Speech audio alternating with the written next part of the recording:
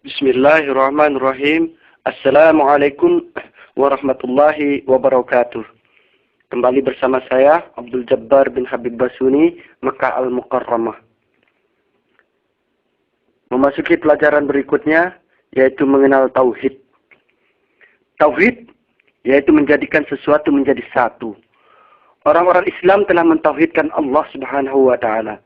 Artinya, mereka telah menjadikan sesembahan mereka itu satu, yaitu Allah Subhanahu wa Ta'ala. Tauhid rububiyah artinya mengesahkan Allah dalam segala perbuatannya. Dan perbuatan Allah itu banyak sekali, diantaranya menciptakan, memberi rezeki, menghidupkan dan mematikan, memberi hidayah. Yang melakukan itu dengan sempurna hanyalah Allah. Tauhid uluhiyah atau ilahiyah, yang artinya menyembah dengan penuh rasa cinta dan penghormatan, yaitu mentauhidkan Allah dengan segala perbuatan hamba. Yang ketiga yaitu tauhid asma dan sifat. Artinya, seorang hamba meyakini bahwa Allah itu esa, baik dalam asma dan sifatnya, yang tidak ada sesuatu pun yang menyerupainya. Saudaraku yang menginginkan kebenaran dalam ilmu dan perbuatan, yang menginginkan berpegang kepada agama yang lurus, yang membawa kita kepada keselamatan dunia dan keselamatan di akhirat. Marilah kita memurnikan ajaran Islam yang kita anut, dengan menjalankan syariat-syariatnya sesuai dengan tuntunan Rasulullah Sallallahu Alaihi Wasallam. Hendaklah segala sesuatu yang menyimpang dari ajaran Islam kita tinggalkan dengan yakin. Marilah sejak sekarang kita menelaah tentang perbuatan kita, baik yang bersifat pribadi maupun kelompok masyarakat, yaitu adat istiadat. Khususnya mengenai adat istiadat yang sering kita lakukan sejak lama, mestilah kita teliti kembali tentang kebenaran, tujuan semulanya, sejarahnya dan hubungannya dengan ketauhidan. Dan apabila terdapat kemusyrikan di dalamnya, segeralah kita tinggalkan, agar Allah Subhanahu wa Ta'ala tidak menutup hati kita dari kepahaman agama dan ketauhidan. Bukankah kita diperintahkan untuk memeluk agama Islam? Dan tidak ada perintah mengikuti adat istiadat nenek moyang, meskipun mereka itu beragama Islam. Marilah senantiasa kita belajar dari sumbernya yang asli, yaitu Al-Quran dan Sunnah. Adapun adat istiadat adalah merupakan peninggalan nenek moyang kita, yang mana mereka lebih tahu tentang tujuannya.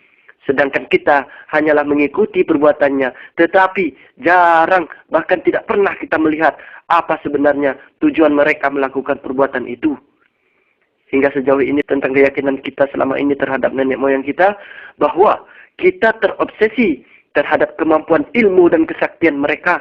Sehingga apabila mereka sudah mati, kuburan mereka pun juga dianggap mengandung berkah dan karomah.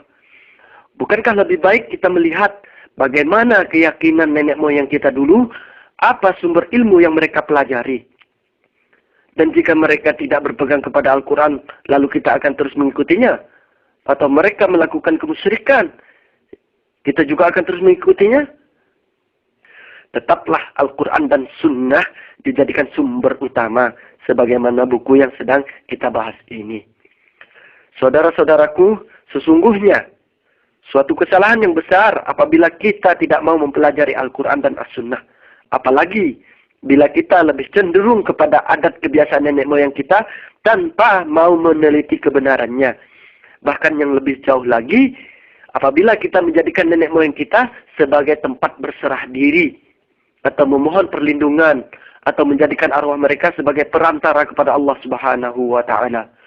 Dan ini jauh daripada harapan mereka itu sendiri. Karena perbuatan ini adalah kemusyrikan yang jelas.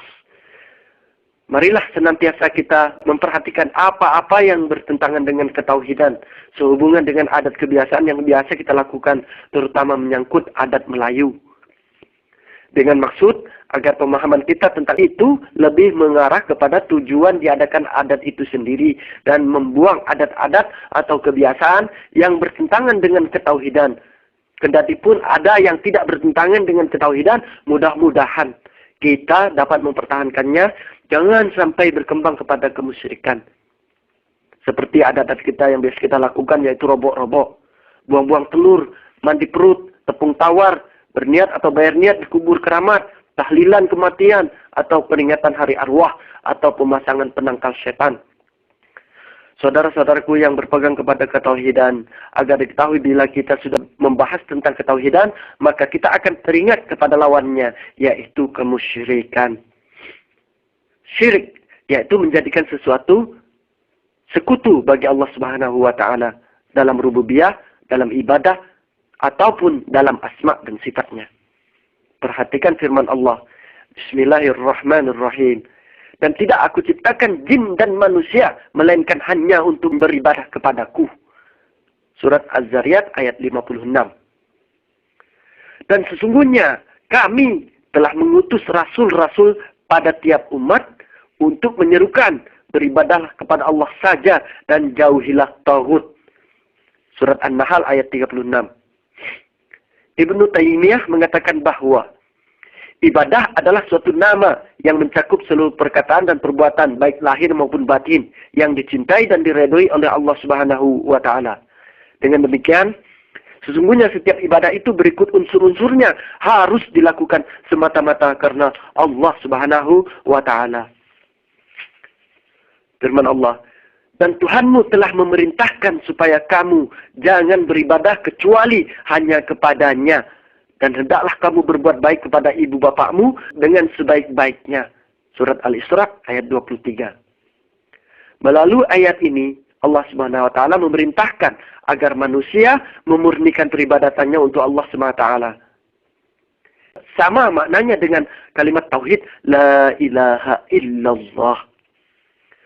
Sembahlah Allah dan janganlah kamu mempersekutukannya dengan sesuatu apapun. Surat An-Nisa ayat 36. Ayat ini menjelaskan larangan seluruh macam syirik, meliputi syirik besar, yaitu orang-orang kafir. Syirik kecil, yaitu riya, dan syirik yang tersembunyi, yaitu syirik khafi. Termasuk di dalam golongan syirik ini, yaitu mempersekutukannya dengan malaikat, dengan nabi-nabi, dengan orang-orang saleh, dengan batu, ataupun dengan jin. Karena semuanya termasuk dalam kata sesuatu. Perlu hendaknya untuk diketahui bahwa apabila kita hendak bertauhid atau menginginkan keridhaan Allah Subhanahu wa Ta'ala, maka takutlah kepada terjerumus ke dalam kemusyrikan. Karena banyak macam hal yang dapat mengeluarkan seseorang dari keislamannya tanpa dia sadari. Karena tidak ada ilmu pengetahuan tentang ketauhidan. Syirik adalah musuh besar dalam bertauhid. Marilah kita senantiasa memperhatikan hal ini.